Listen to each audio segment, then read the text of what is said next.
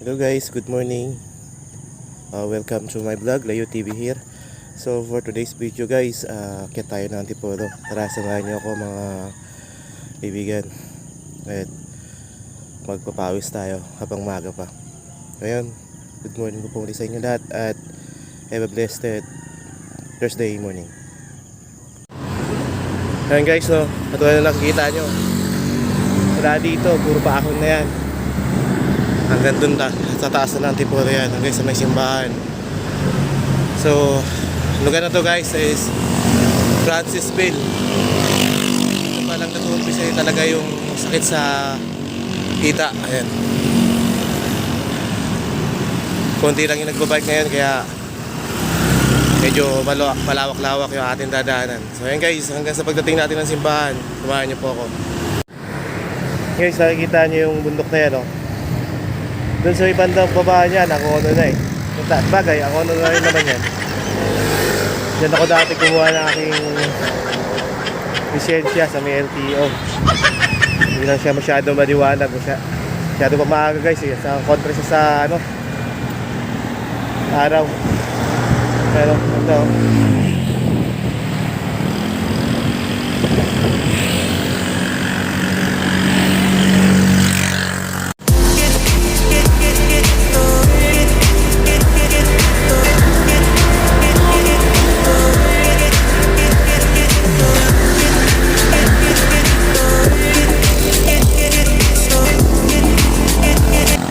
guys, oh, yung ahon, banayad lang siya pero mahaba.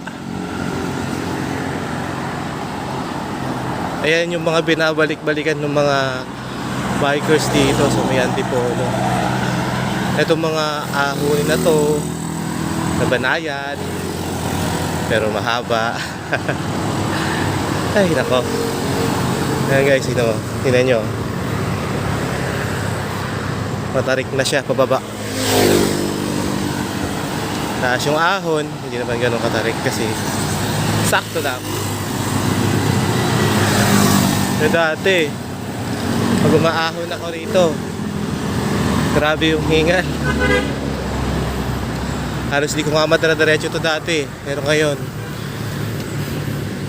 kahit paano, kaya na. Guys, tingnan na ang place. Sarap din huminga. Fresh air.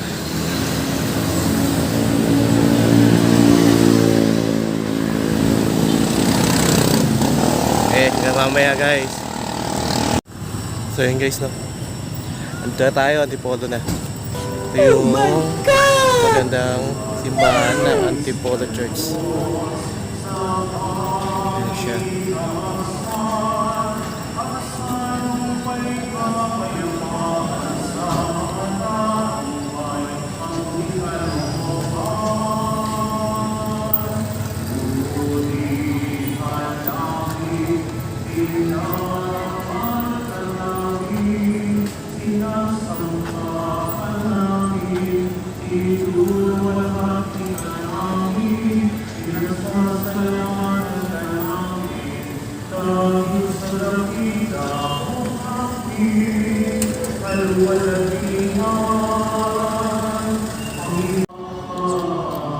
Guys, may misa nga pala ngayon.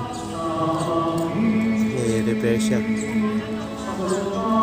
Ito yung lugar guys na masarap puntahan pero mahirap marating dahil puro ahon yung daan. Pero dun sa mga motor, okay lang. Pero sa mga katulad naming bikers, okay naman.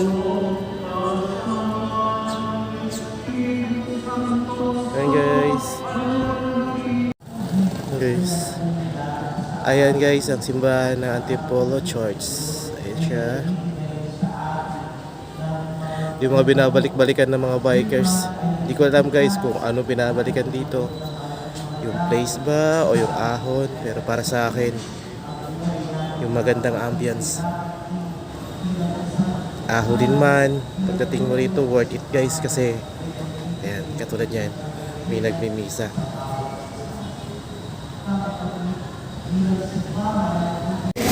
Yan guys, isa pa yun sa mga dahilan no, o bakit binabalikan yung Antipolo.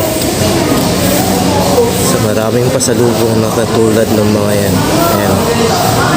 Kasoy, kasuma, may kung ano-ano. Hindi, kung ano-ano naman dyan sa tindahan.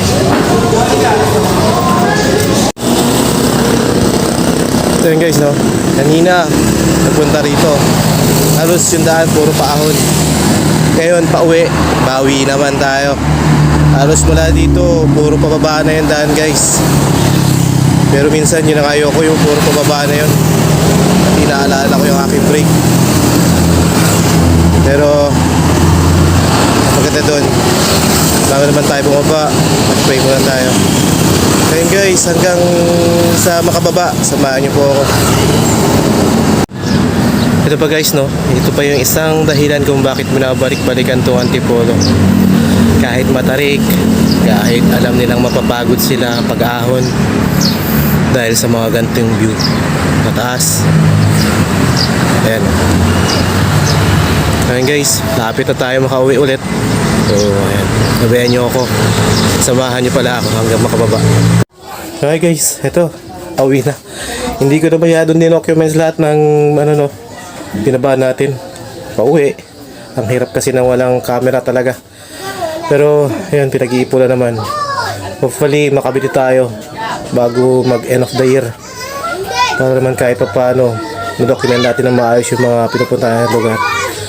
Kaya pala guys, bukas pagka naging okay yung panahon, takbuhin naman natin ang Tanay.